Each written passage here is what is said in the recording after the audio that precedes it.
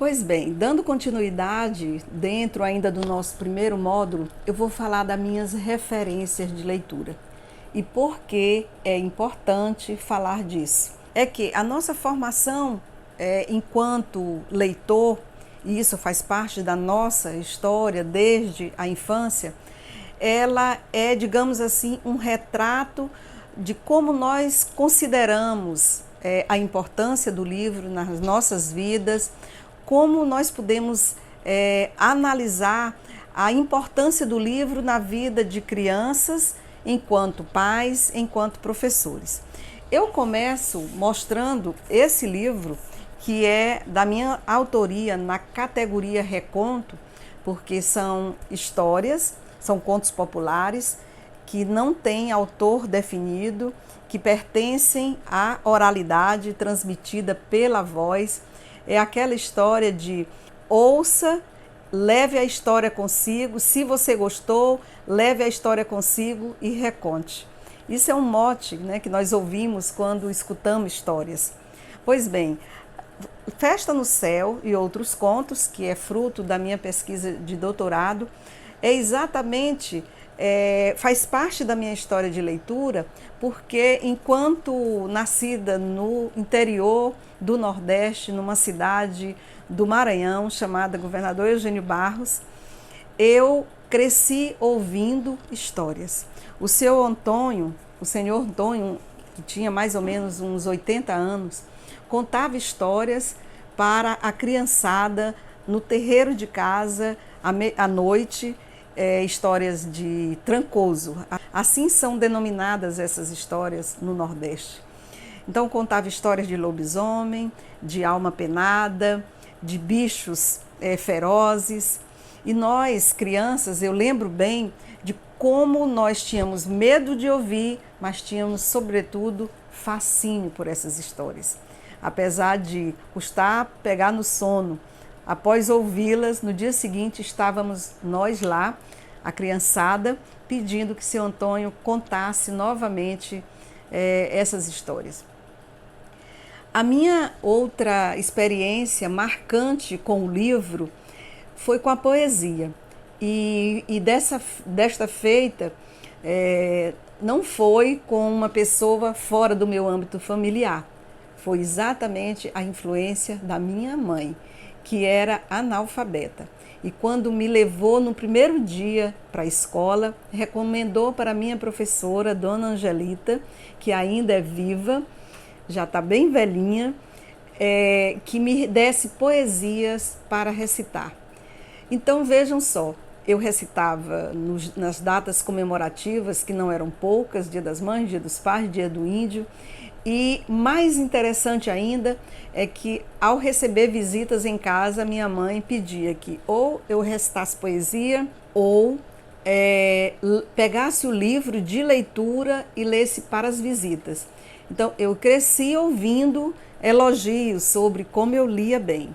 Então essa minha relação com a poesia remonta à minha infância. Por isso, uma forte referência de leitura. Bom, posteriormente, no ensino primário, que era assim chamado quando eu estudei e hoje equivale ao ensino fundamental, eu tive encontro com outras obras substanciais, como, por exemplo, Gonçalves Dias. E eu quero mostrar esse livro que foi publicado agora, de Gonçalves Dias, Últimos Cantos, com essa capa maravilhosa. E aqui tem uma poesia, Não Me Deixes, que me causou um forte impacto nas minhas referências de leitura.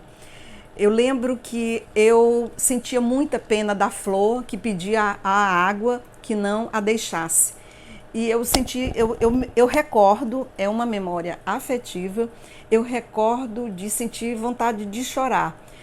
Percebam que ali, naquele momento, com a mais tenra idade, eu comecei a desenvolver o sentimento de empatia, que é a capacidade de nos colocarmos no lugar do outro. Vejam como é importante o encontro da criança com a literatura desde cedo.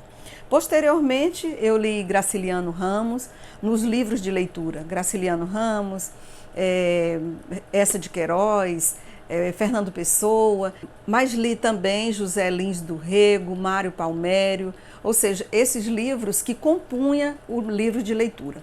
Bom, essa minha relação com o livro, ela foi tão marcante que me fez optar pelo curso de letras.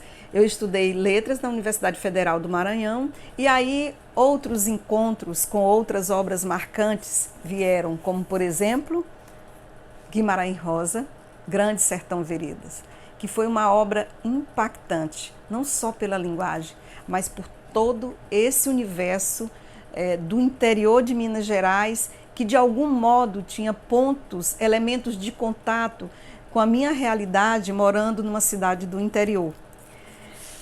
Também na universidade eu tive um encontro marcante com Carlos Drummond de Andrade. Lembro bem que era aniversário do poeta, era o mês de agosto, início de semestre, e a minha professora de literatura leu o poema Quero.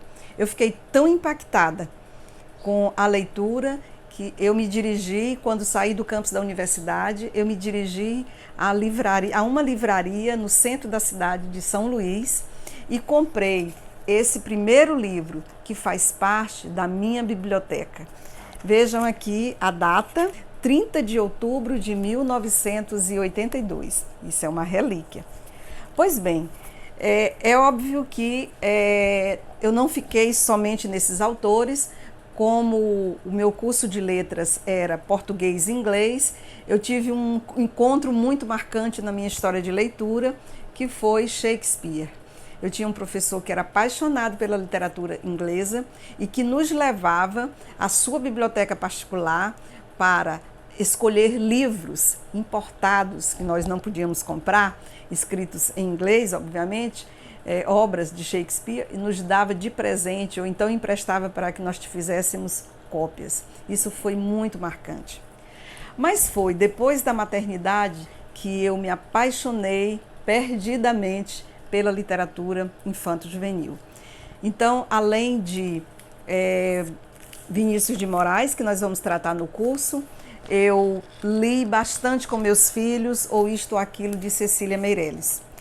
E a literatura infantil brasileira, ela é de uma qualidade e quantidade também, que não compromete a qualidade, que eu poderia ficar aqui falando muito de vários autores, mas eu selecionei alguns que foram marcantes, porque construíram a minha história de leitura com meus filhos e que também construíram toda a minha paixão por esses autores na sala de aula. Então tem aqui um livro que faz parte da minha história, mas também dos meus filhos, Marcelo Marmelo Martelo e Outras Histórias, da Ruth Rocha. É um livro autografado para os meus filhos. Então é muito importante essas peculiaridades que fazem parte da história de leitura, porque ela constitui a nossa forma de nos relacionarmos com esse objeto cultural.